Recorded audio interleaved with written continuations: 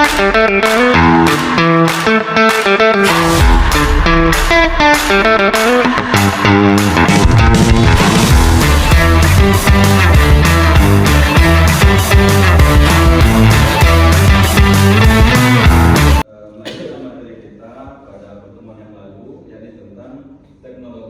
pembelajaran PAI.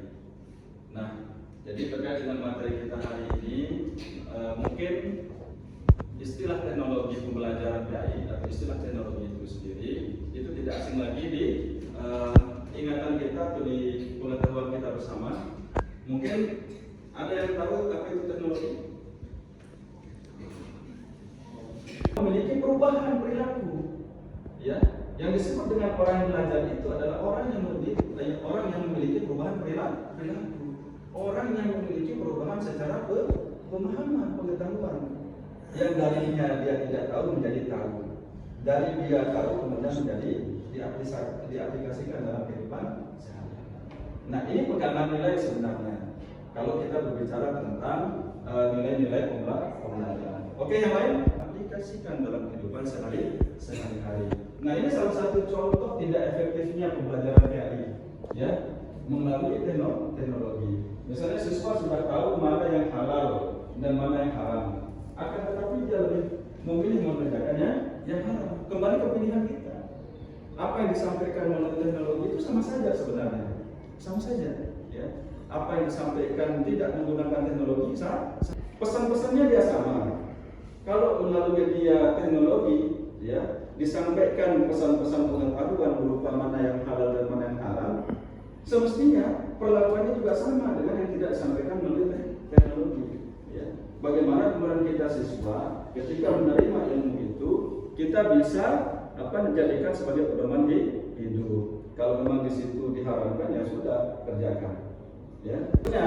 Angka-angka itu kalau kita mengukur secara langsung dan tidak langsung, bisa-bisa saja bagaimana perilaku keseharian orang hari ini, bagaimana kemudian dia mengabaikan kewajiban-kewajiban syar'inya. Dia sholat, misalnya dia muslim tapi dia tidak sholat, dia muslim tapi dia tidak zakat, dia muslim tapi dia mabuk-mabukan, dia berzina dan sebagainya. Itu terukur kita secara sosial. Tetapi kalau berbicara teknologi, ya, kembali lagi, kalau mengukur dengan angka itu, ya, kita kembali ke yang menguasai sistem. Nah, lalu kemudian berefek tidak? Tentu berefek. Bagi orang yang bisa mengambil pembelajaran melalui teknologi itu, dia nonton di YouTube, dia nonton di TV, dia nonton di platform lain, bisa saja kemudian berdampak positif pada dirinya. Oh, dia begini dan saya tidak mungkin melakukannya. Nah, bagi yang tidak terdampak, udah dia kita lebih banyak positif dan negatifnya. Tentu tidak bisa kita jadikan tolak ukur hanya dengan melihat apa yang terjadi secara kasat mata. Itu harus dinilai dengan sistem bahwa pengguna media sosial ini, kalau berbicara media sosial, ya, entah itu YouTube ataukah aplikasi-aplikasi yang lain, ya, itu kemudian mana lebih banyak yang mendownload, yang membuka, mohon maaf ya, dalam tanda kutip, link-link, harus kembali kepada pilihan kita masing-masing. Kemudian contoh kedua, siswa sudah tahu jika sholat berjamaah dan tepat waktu itu adalah yang terbaik, tapi masih diabaikan. Nah, kembali lagi kepada kita selaku warga belajar atau selaku siswa, ya, yang kemudian pilihan itu melekat pada pemahaman kita. Jadi sejauh mana kemudian kita mampu menginternalisasi nilai-nilai pembelajaran itu sendiri. Percuma kemudian pembelajaran itu dilakukan dengan media-media yang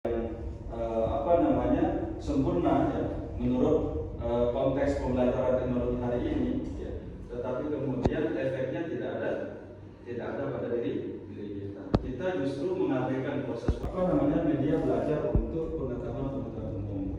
Tetapi hari ini berkembang pesat sampai kemudian ke ranah pendidikan agama Islam.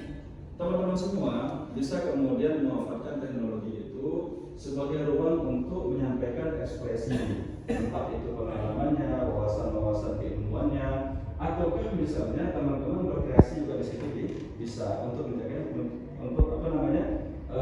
menyampaikan pesan-pesan pendidikan. Oke. Nah, ada dampak positif dan negatif dari sebuah teknologi ya. Jadi semakin maju lalu berkembang pesatnya teknologi pendidikan, itu juga tidak menjadi jaminan bahwa sebuah proses pembelajaran akan terlaksana secara efektif dan efisien, akan menghasilkan hasil belajar yang maksimal. Tetapi teknologi itu sekali lagi hanya alat ya, yang bisa saja dia sampai ke tujuan dan bisa saja dia tidak sampai ke tujuan. Karena kembali lagi objeknya itu adalah kita, ya, para siswa, para mahasiswa. Yang kemudian ilmu kalau berbicara tentang pengetahuan itu sama saja, mau disampaikan lewat apa, lewat media apa, ya, apakah Facebook atau berbagai media pembelajaran yang lain. Tetapi yang paling penting itu adalah bagaimana teknologi itu ada dua pembagiannya ya. Teknologi ini yang pertama ada yang bersifat software dan hardware. Kalau yang software itu disebut dengan perangkat lunak. Ya. Nah, software ini ada bagian-bagiannya. Di situ ada undang-undang Sisdiknas, lalu kemudian ada permen, ya. Lalu kemudian di situ ada kurikulum, ada RPP dan sebagainya. Yang dipakai sebagai alat untuk menunjang sebuah proses pendidikan. Lalu kemudian yang perangkat kerasnya disebut dengan hardware. Hardware itu berupa perangkat-perangkat pembelajaran. Ada kemudian di situ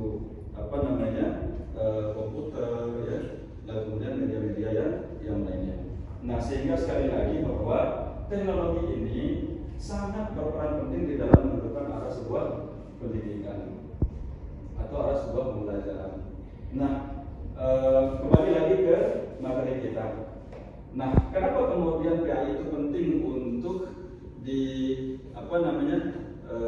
masukkan di dalam sebuah teknologi pembelajaran? Harus diislamisasi.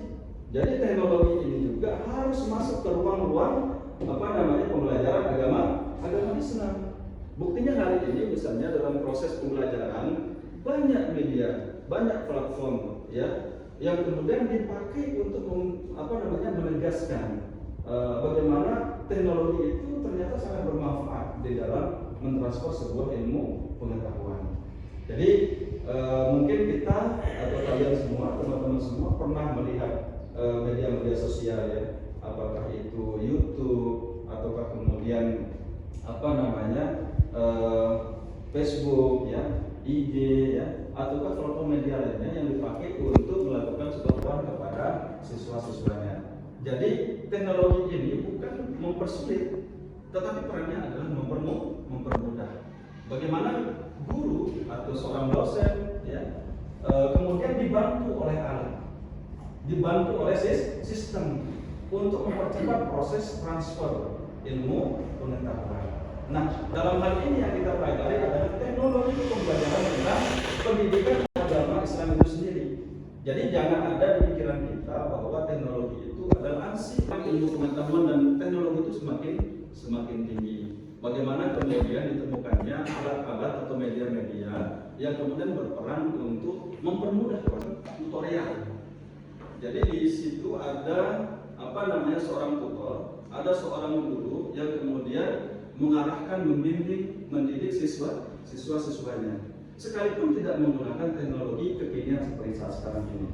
Oleh karena itu sekali lagi dijadikanlah sebagai suatu